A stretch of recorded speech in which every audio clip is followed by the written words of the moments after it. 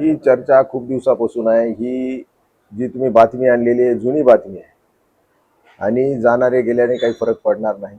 शेवटी हा मोठा पक्ष आहे. याआधी सुद्धा कित्येक लोक पक्ष सोडून गेलेले आहेत, पण तेवढ्याच वेगानं हा पक्ष वाढलेला आहे. हा पक्ष सर्वसामान्य कार्यकर्त्यांच्या जोरावर आहे. कोण्या नेत्याच्या जोरावर हे पक्ष आजही नव्हता, कालही नाही, उद्याही असणार. पण सर्वसामान्य कार्यकर्ते हे पक्षाबरोबर आहेत. कोण गेलंय, कोण जाणार आहे याला काही अर्थ नाही आहे. जे जाणार होते ते आज नाही, वर्षापासून त्यांची चर्चा चालू आहे आणि ते गेले तरी काही फरक पडणार नाही. नेमकं खासदार संजय जाधव हे निर्णय घेत आहेत, तर काय कारण वाटतंय आपल्याला या निर्णयामागे? आता हे काय कारण आहे माझ्यापेक्षा जास्त तुम्हाला माहिती. तुम्ही लोकांना माझ्यापेक्षा जास्त कारण माहिती की लोक कशासाठी चालत आहेत, कारण काय. ज्यावेळेस की तिकडची सगळी गाडी फुल झाली असताना सुद्धा लोक जात आहेत, त्याचं कारण काय. या देशामध्ये महागाई, या देशामध्ये बेरोजगारी, या देशामध्ये महिलांवर होणारा अत्याचार, या देशाची अर्थव्यवस्था एवढी डगमगली असताना सुद्धा प्रत्येक माणूस हा अस्वस्थ असताना हे लोक तिकडे जाण्यासाठी का पसंती देत आहेत, ह्याचं उत्तर तुम्ही शोधा आणि आम्हाला द्या. मोठ्या प्रमाणात पैशाचा आम्ही दाखवलं जात आहे अशी टीका. संजय राऊत म्हणाले 15 कोटी रुपये 15 कोटी रुपये त्यांना मिळाले, असं देखील संजय राऊत म्हणाले. नेमकं काय वाटतं तुम्हाला?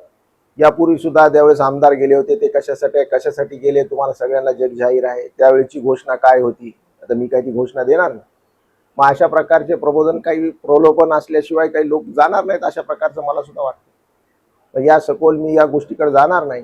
पण या लोकांनी खऱ्या अर्थानं देशाची सेवा करायची असेल तर देशामध्ये माजलेली अराजकता असेल, देशामध्ये मोठ्या प्रमाणात असंतोष आहे आणि ह्या लोकांना कशासाठी घेण्यात आलेला आहे.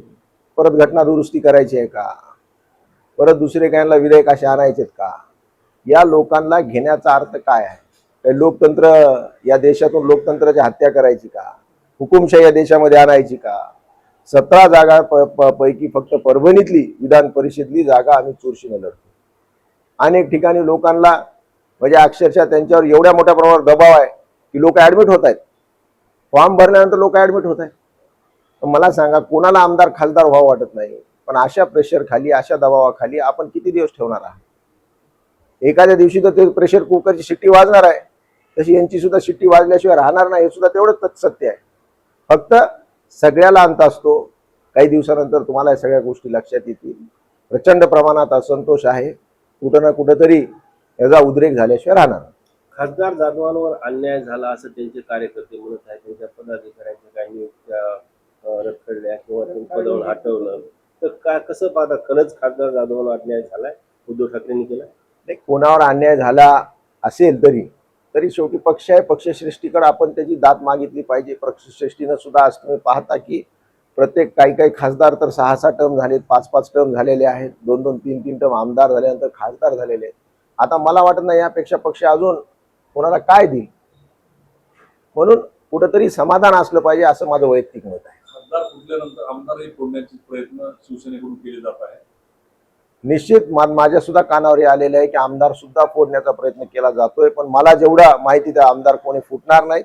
आम्ही एक संघ आहोत. रात्री सुद्धा माझी फोनवर बऱ्याच आमदारांवर चर्चा झाली, पण माझ्या काही कुणी असं लक्षात नाही आलं की कोण जाईल म्हणून. खासदार फुटल्यानंतर आपण पाहिलं की शिवसेना फुटल्यानंतर परभणीमध्ये काहीच फरक पडला नाही, कारण खासदार आमदार फुटले नाही. परभणीची जनता देखील उद्धव ठाकरेंच्या पाठीशी राहील. आता खासदार जर फुटले तर काय परिस्थिती राहील जिल्ह्यामध्ये शिवसेनेची? तुम्ही पाहिले असेल की मागं सुद्धा त्यांनी असंच काही राजीनामा देण्याचा प्रयत्न केला. पक्षाने लगेच ते जागा भरून काढल्या. आज सुद्धा मोठे मोठे मेळावे परभणीमध्ये होत आहेत आणि आज ना कित्येक वर्षापासून शिवसेना कधी फुटली तर तेवढ्याच जास्त प्रमाणात वेगानं शिवसेना वाढली. म्हणून मी सुरुवातीला म्हणलं की शिवसेना हे काही नेत्याचा पक्ष नाही, हे नेते घडवणारी फॅक्टरी आहे, आमची कारखाना आहे. म्हणून नेते गेल्यानं शिवसेनेला फरक पडत नाही. कार्यकर्ता, जनता हे शिवसेनेच्या पाठीशी आहे, आजही आणि उद्याही राहणार आहे. आम्हाला तीळ मात्र फरक पडणार नाही, हे सुद्धा तेवढं सत्य आहे. पाठीमागच्या वेळेस शिवसेना फुटली होती, त्यावेळेस खासदार संजय जाधव टीका करत होते की ते सोडून गेले ते गद्दार आहेत. आता त्यांनीच साथ सोडली, कसं? त्यांनाच विचारा काय. विधान परिषद निवडणूक सध्या आता उद्या मतदान होणार आहे. सत्ताधारी पक्षाकडून प्रचंड प्रमाणामध्ये पैशाचा वापर केला जात आहे, तर कसं पाहता याच्याकडे? सत्ताधारी पक्षाकडनं प्रचंड पैशाचा मारा होतोय. पण मी फॉर्म भरते वेळेसच म्हणलं की ही लक्ष्मी अस्त्र आणि आमच्या विचाराचं अस्त्र यामधली ही लढाई आहे आणि लक्ष्मी अस्त्रापेक्षा विचाराचं अस्त्र मोठं आहे आणि विचाराचं अस्त्रच आमचा विजय झाल्याशिवाय राहणार नाही, हे सुद्धा तेवढं सत्य आहे. महाविकास आघाडीत बंडखोरी झाली, उमेदवारांना शमिण्यात तुम्हाला देखील अपयश आलं, तर कसं त्याचा फटका काय बसेल आपल्याला? निश्चित त्याच्याबरोबर फटका काही बसणार नाही. त्यांचे निरीक्षक सुद्धा इथं आले होते, सन्मान्य खासदार कल्याणजी काळे साहेब, आणि त्यांनी सुद्धा यांना नोटिसेस दिलेल्या आहेत. शेवटी यांना सुद्धा उपमहापौर आम्ही आमच्या महाविकास आघाडीनं केल्यानंतर सुद्धा अशा प्रकारचा अर्ज त्यांनी भरायला नव्हतं पाहिजे, असं माझं वैयक्तिक मत आहे. आणि निवडून येण्यासाठी त्यांनी अर्ज भरलेला आहे का इतर कारणासाठी भरलेला आहे ह्याचा सुद्धा शोध हे मतदार घेत आहेत. काही मतदार जनतेतून निवडून आलेले मतदार आहेत, 10,000 हजार लोकांतून निवडून आलेले मतदार आहेत.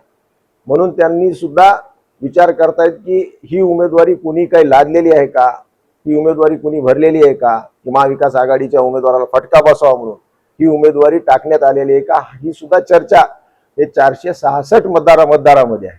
काँग्रेसकडून काहीच कारवाई करण्यात आलेली नाही, कारण सूचक सुद्धा काँग्रेसचे त्यामध्ये हे नगरसेवक आहेत.